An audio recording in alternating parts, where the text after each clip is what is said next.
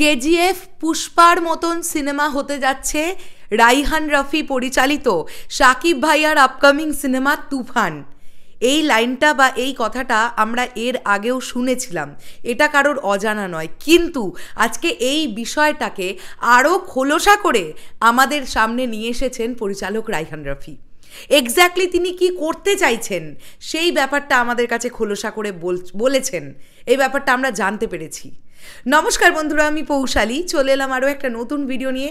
আশা করছি সকলে খুব ভালো আছো।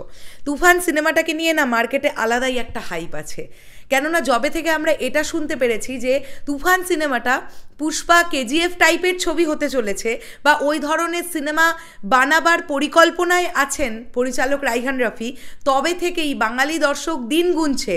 কি আমি বলি, ওপার বাংলার দর্শক বা এপার বাংলার দর্শক, সত্যি আমরা দিন গুনছি, প্রত্যেকে দিন গুনছি কুরবানি ঈদে কবে আমরা বড় পর্দায় দেখতে পাবো তুফান সিনেমাটা। এবং আজকে আরও বিষয়টা ভালোভাবে রাইহান রফিজি আমাদের সামনে এনে দিয়েছেন।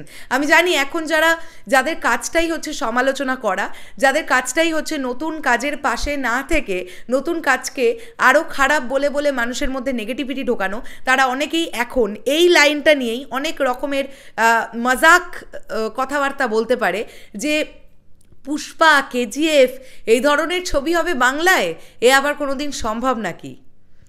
আমি তাদের উদ্দেশ্যে একটা জিনিস বলতে চাই, আপনারা এটা তো মানবেন, বা আমি সাকিবিয়ান ভাইদের বোনেদের বলছি, আমাদের ইন্ডিয়ান ছবিতে আমরা এরকম দেখতে পাই যে ওয়েল মেড প্রি প্রোডাকশন হয়, মানে একটা ছবি ফ্লোরে যাওয়ার আগে পাই টু পাই ছবিটা রেডি, ডিরেক্টরের ভিশন একদম ক্লিয়ার, তিনি ছবিটা ফ্লোরে যাওয়ার আগে পুরোটা ছকে ফেলেছেন, তিনি জানেন তিনি কখন কি করবেন বা পুরো টিম কখন কি করবে, পুরো বিষয়টা ইচ অ্যান্ড এভরিথিং রেডি হয়ে থাকে প্রি প্রোডাকশনে।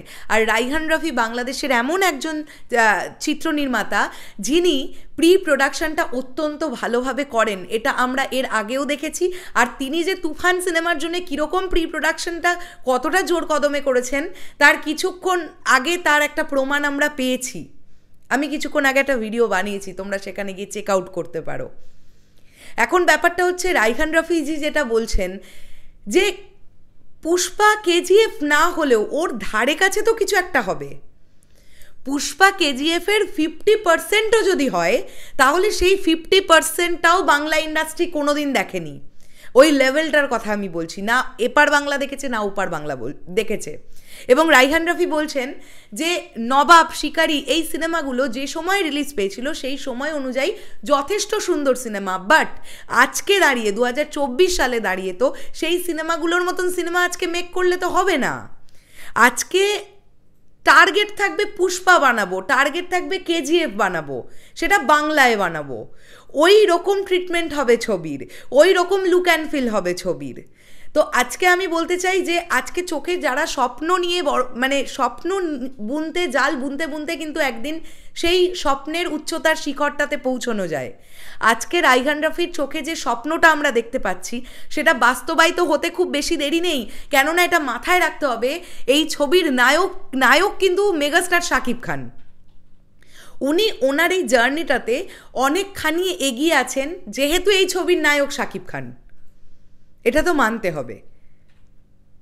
আজকে যদি পুষ্পা ছবিটাতে যদি আমরা আল্লু অর্জুনকে এভাবে না পেতাম, তোমরা ভাবো তো আজকে পুষ্পা দেখার পরে অডিয়েন্স লিটারালি ওয়েট করছে পুষ্পা 2 দেখবে।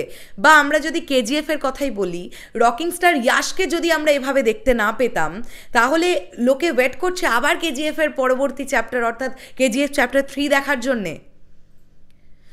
সো এটাও ভাবতে হবে মোস্ট ইম্পর্ট্যান্ট দিক, ছবিগুলোর নায়ককে, তাদেরকে কিভাবে প্রেজেন্ট করা হচ্ছে আর কিভাবে প্রেজেন্ট করা হবে সেটা ডিরেক্টরের হাতের ওপরে থাকে, ডিরেক্টর সেটা ডিসাইড করেন।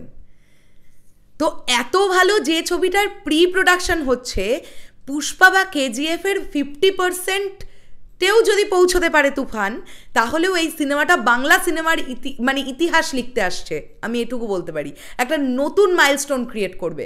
আর সত্যি বলতে কি রাইহান রফির প্রতি এই বিশ্বাসটা রাখছি, উনি যথেষ্ট সুন্দর করে গুছিয়ে কাজ করেন, ওনার মেকিংয়ের মধ্যে একটা আলাদা ব্যাপার আছে যেটা ভালো লাগে, এবং উনি প্রচণ্ড ট্যালেন্টেড একজন ডিরেক্টর, এটাও মানতে হবে। তো আমরা সবাই ওয়েট করি, আমরা সবাই জাস্ট অপেক্ষা করি। প্রচুর টিম, যেমন বম্বের টিম উনি বলছেন যে যেমন দিনরাত কাজ করছে, হায়দ্রাবাদের টিম দিনরাত কাজ করছে, এই বিষয়গুলো এত জনের পরিশ্রমের ফসল হতে চলেছে তুফান। তো এই সিনেমাটা কিছু তো একটা করবে, কিছু তো ইতিহাস লিখতে আসছে এই ছবিটা। শেষ করলাম ভিডিওটা, দারুণ লাগলো ইন্টারভিউটা শুনে। আর এরকম করে এক একটা করে ইন্টারভিউ আসছে, আর আমাদের অডিয়েন্সদের মধ্যে কিউরিওসিটিটা, উত্তেজনাটা কোথাও গিয়ে আরও বেড়ে যাচ্ছে যে কবে আসবে ভাই কুরবানি ঈদ, আর কবে দেখবো আমরা তুফান।